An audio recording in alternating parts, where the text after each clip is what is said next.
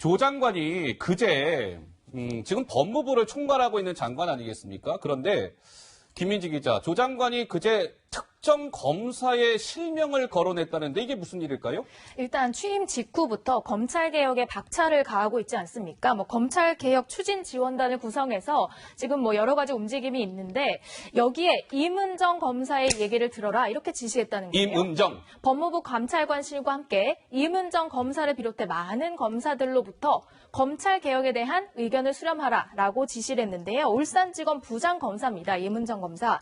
그동안 이 장관이 특정을 검사를 언급해서 지시하는 것은 꽤 이례적이다. 이런 얘기가 나오고 있습니다. 예.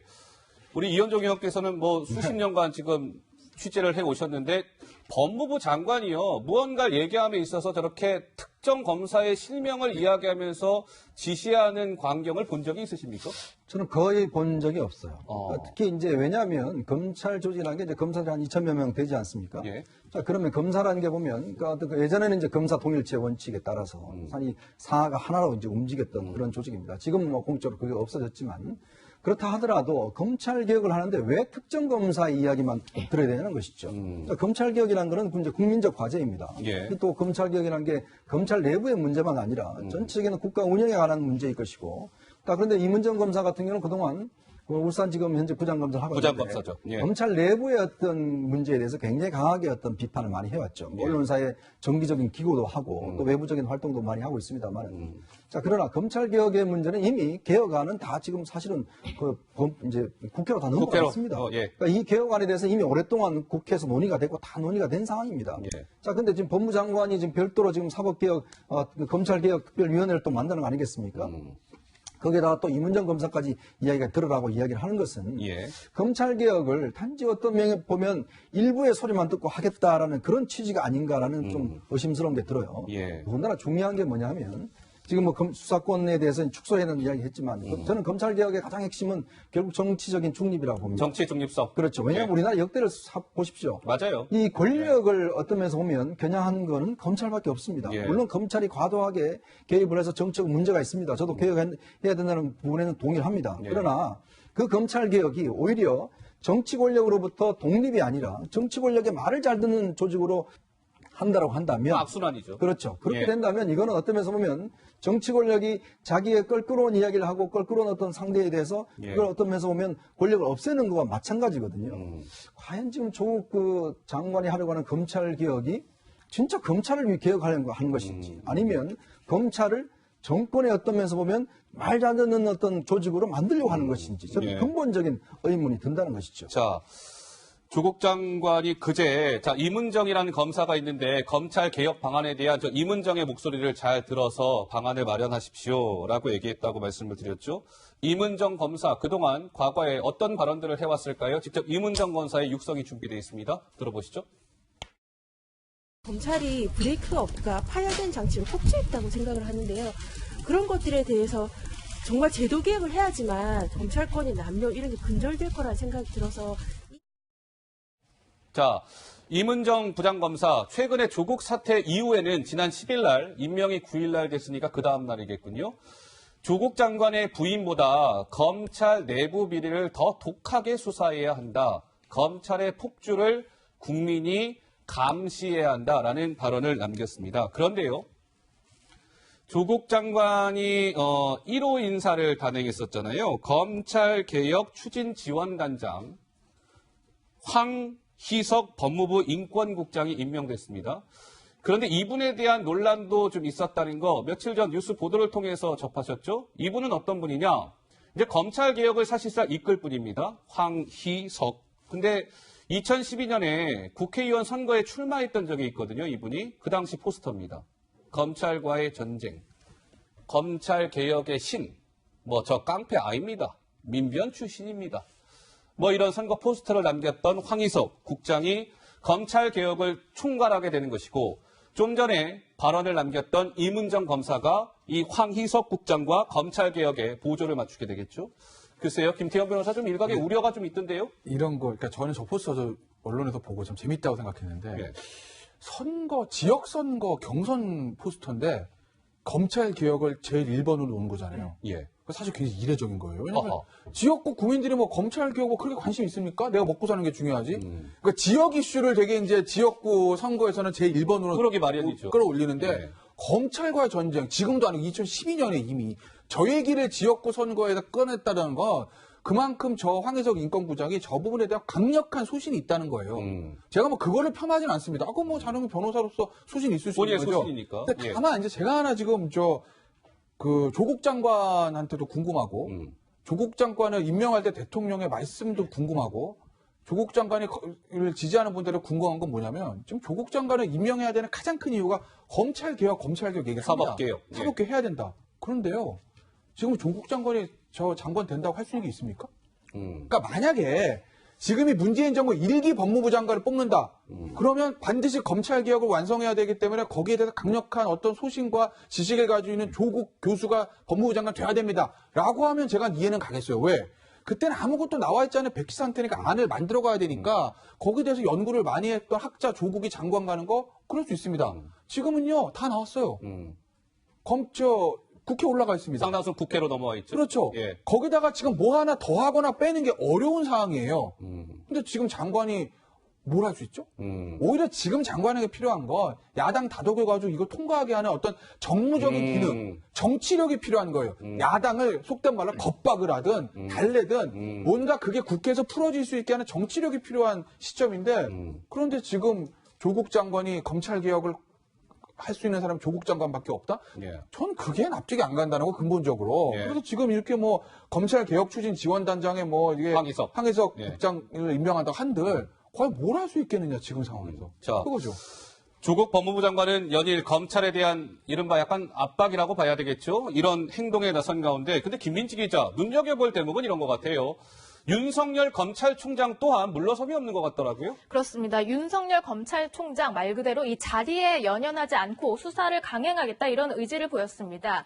최근 원로 검찰 인사와의 통화에서 이렇게 얘기했다고 하는데요. 내가 직을 걸고 수사를 하겠다. 라고 했다는 거예요. 그러니까 말 그대로 자리에 연연하지 않는 그런 모습이고 지난 9일에도 이제 구내식당에서 간부들과 함께 밥을 먹으면서도 정치엔 나는 하나도 관심이 없다. 뭐 검찰이 정치적으로 편향되면 안 된다. 이렇게 얘기했다고 전해졌는데요.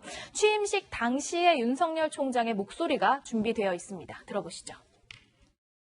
검찰에 요구되는 정치적 중립은 법 집행 권한이 국민으로부터 나온다는 헌법 정신을 실천할 때 이루어지는 것입니다. 권력기관의 정치 선거 개입, 불법 자금 수수, 시장 교란 반칙 행위, 우월적 지위의 남용 등 정치 경제 분야의 공정한 경쟁 질서를 무너뜨리는 범죄에 대해서는 추호의 망설임도 없이 단호하게 대응해야 할 것입니다. 네. 취임사에서 공정한 경쟁 질서를 무너뜨리는 범죄에 대해서 추호의 망설임도 없이 단호하게 대응하겠다라는 윤 총장의 취임사 일성이 굉장히 새삼 주목이 되는데요. 자, 검찰이 지금 내부적으로는 부글부글하고 있답니다. 그 이유는 자, 그래픽 좀 주시죠. 며칠 전에 그 법무부 고위 관계자들이 대검 고위 간부에게 전화 내지는 직접 만난 자리에서 자, 수사팀을 조국에 대한 수사하는 거 좋아요. 근데 윤석열이라는 저 총장은 좀 빼고 하면 안 될까요? 윤석열 뺀 수사팀 구성하면 안 될까요? 이런 제안한 사실이 알려지면서 일파만파 논란이 일었죠. 그런데 이 김호수라는 분 있잖아요. 김호수 법무부 차관은 글쎄요. 문재인 정부 검찰총장 후보로 끊임없이 거론이 돼왔던 인물이다. 뭐 이런 거고요. 또 하나 이성윤 법무부 검찰국장이 또 이제 대검 고위 간부에게 그런 제안을 하는데 이 이성윤이라는 분은 어떤 분이냐? 문재인 대통령이 경희대 법대 출신이잖아요. 문 대통령의 경희대 법대 후배다. 그리고 노무현 정부 청와대에서 특별 감찰반장을 맡았다. 이 인연 자체가 문제가 되는 건 아니겠죠. 다만 여권 내에 큰 기류가 윤석열을 마치 빼고 조국 수사를 해야 되는 것으로 좀 인정을 하고 밀어붙이려는 거 아니냐라는 게 야권의 약간 의심인 것 같아요. 그렇게 의심할 수 있죠. 예. 그리고 대단히 부적절한 행동이라고 봐요. 그러니까 저렇게 얘기하는 거는. 그러니까 예를 들어서 검찰에 전화를 해서 예. 아이디어 차원이라 하더라도 저런 발언을 하고 뭐 검찰청 빼고 합시다.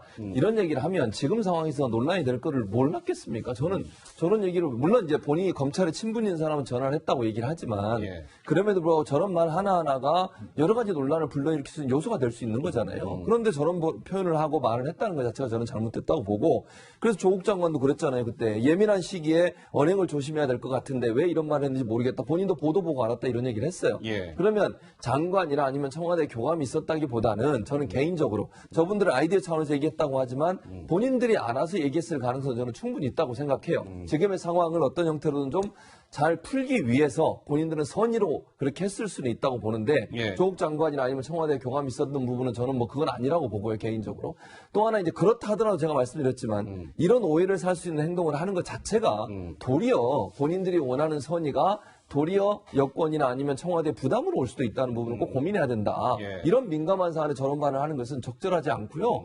저런 앞으로도 이런 행동들이 일어나게 되면 괜히 비판을 받을 수 있고 또 논란이 될 수 있으니까 저런 발언들은 삼가하는 게 좋겠다는 생각이 듭니다. 자, 김민지 기자. 이번 이 논란과 관련해서요. 제가 검찰이 좀 부글부글 이런 분위기다라고 말씀을 드렸는데 실제로 좀 어떻습니까? 검찰로서는 굉장히 자존심이 상하는 부분일 수 있죠. 수사에 개입하는 것 아니냐 이런 부글부글한 분위기들이 전해지고 있다고 합니다. 100% 수사 외압이다. 이런 법무부의 제안은 100% 수사 외압이다는 불만이 전해지고 있고 또 만약에 윤석열 총장을 빼내자고 하려면 뭔가 윤석열 총장에게 중대한 하자가 있어야 되는데 그런 것도 없는데 빼자고 하는 건 이해하기 어렵다. 이런 반응이 있다고 합니다. 그러니까 지금 법무부, 그러니까 대검 고위 간부들에게 윤석열 뺀 수사팀을 제안한 것으로 알려진 이 두 분, 김호수 법무부 차관하고 이성윤 법무부 검찰국장은 나는요, 이거를 제안함에 있어서 조국 장관님하고 협의한 바 없습니다. 그냥 우리 차원의 개인적인 의견일 뿐이니까요. 너무 확대 해석하지 마세요라고 이야기하고 있으나 조국 장관이 만약에 이걸 알았다면 그거는 뭐 엄청난 문제인 것이고요. 개인 차원의 의견이라 할지라도 이 법무부에 힘이 있다는 이 두 분이 이런 제안을 하는 것 자체가 굉장한 오해를 살 수 있는 대목 아닙니까? 이걸 정치적으로 보자면 사실상 쿠데타죠. 허허. 예전에 뭐 12.12나 뭐 11.6 때 보면 예. 사실 어떤 면에서 보면 그 밑에 있는 사람들이 우리 전두환 사령관하고는 이야기 안 했어요 라고 하는 것과 저는 비슷한 그런 케이스라고 보는데 예. 사실상 검찰의 핵심적인 수사에서 검찰총장을 배제하는 것은 검찰총장 나가라는 이야기입니다. 나가라. 네, 그렇죠. 왜냐하면 검찰총장이 왜 있겠습니까? 지금 잉크도 안 말랐는데. 그렇죠. 수사를 기본적으로 문재인 대통령이 뭐라고 그랬습니까? 예. 자, 청와대건 여당이건 간에 반드시 이거에 대해서는 엄정하게 수사를 해라라고 지시를 해서 임명을 했지 않습니까? 예. 그리고 또 여당 내에서도 반대가 있었잖아요. 예. 만약에 윤석열 총장이 임명될 경우에 정권을 잡을 수 있다는 우려가 있었는데 문재인 대통령이 당연히 본인이 고집 때문에 결국 했다라고 이야기를 하지 않습니까? 예. 자, 그런데 지금 얼마 되지 않아서 지금 조국 장관을 수사를 한다고 해서 지금 배제하자? 예를 들어 지금 보면 그 법무부 차관과 대검 차장은 이제 카운터 파트너입니다. 예. 검찰과 관계에서. 그다음에 검찰국장과 한동훈 반부패 부장은 이또 카운터 파트너예요. 예. 자, 동시적으로 제안했다는 것은 이건 아이디어가 아니죠. 같은 날. 그렇죠. 임명된 날. 이거는 뭔가 어떤 그 법무부가 검찰에 보내는 하나의 사인이라고 봐야죠. 그리고 한동훈 부패부장은 누굽니까? 바로 윤석열 총장의 핵심적 측근이고 이 사건의 핵심적 지휘라인에 있는 사람 아닙니까? 자, 예전에 강원랜드 이야기를 하시는데 강원랜드 문제는 검찰 간부들이 연루가 돼 있었기 때문에 그때는 검찰총장이 지휘를 하지 않고 왜냐하면 검찰총장이 자기 밑에 있는 그 검사 고검장들, 검사들 관련돼 있기 때문에 그는 검찰총장이 지휘할 수 없죠. 근데 윤석열 총장이 지금 조국 장관 의혹이랑 무슨 상관이 있어요? 아무 상관이 없습니다. 더군다나 이거는 제가 볼 때는 지금까지 검찰 수사에서 뭔가 위법 사항이 있었나요? 예. 그리고 검찰 수사에 뭔가 무리한 사항이 있었습니까? 검찰은 지금 검찰대로 수사를 하는 거 아니겠습니까? 오히려 검찰총장이 이런 정책 사건은 오히려 방패막이가 돼줘야지만이 검사들이 알아서 수사를 잘 할 수가 있지 않습니까? 만약 검찰총장이란 방패막이가 없으면 그때부터는 왜냐? 법무부 장관은 인사를 할 수가 있습니다. 가장 그렇죠. 강력한 무기 인사가 인사권을 있습니다. 가지고 있죠. 검찰 인사 최근에 했어요. 또 인사를 하겠다는 거 아닙니까? 그럼 뭐겠습니까? 결국은 이번 수사에서 만약에 나한테 좀 밑보인 사람은 인사를 하겠다는 이야기거든요. 검사가 인사는요, 가장 핵심적인 검사에서 가장 중요한 문제입니다. 인사죠. 윤석열 총장도 예전에 박근혜 정부 시절에 여주지청장으로 좌천됐지 않습니까? 좌천됐잖아요. 자, 고검 댓글 검사로 수사. 다 예. 좌천되고 했지 않습니까? 예. 자, 그런 걸 보면 저는 이거는 법무부 차관과 검찰국장이 상의를 안 했다라고 하는 것은 저는 이걸 뭐 눈 가리고 앙하는 거 아닌가라는 생각이 예. 듭니다. 뭐 일단은 당사자들은 아니라고 하니까요. 예, 알겠습니다.